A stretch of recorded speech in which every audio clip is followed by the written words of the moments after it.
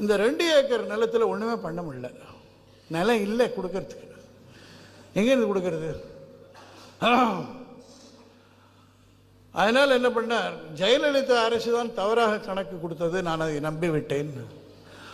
53 லட்சம் ஏக்கர் இருக்கிறதாக ஜெயலலிதா அரசு கணக்கு கொடுத்தது. அப்படி கூறிய பொன்னையன் இப்போது எங்கே அப்படின்னு கேட்டார். ஆக்சுவலாக நடந்தது என்னென்னா, இவர் கொடுத்த கணக்கு 55 லட்சம் இவர் கொடுத்தார்.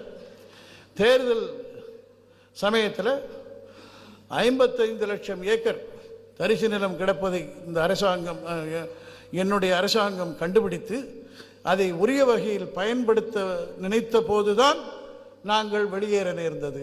அதாவது அது 5 வருஷத்துக்கு முன்னாலே தெரியும். இவங்க தான் கண்டுபிடிச்சது. அதை இப்போ மறைக்க பார்க்குறாரு. அதனால் கலைஞர் எங்கேன்னு தான் கேட்கணும். இப்போ பொன்னையன் எங்கேன்னு கேட்ட பிரயோஜனம் இல்லை.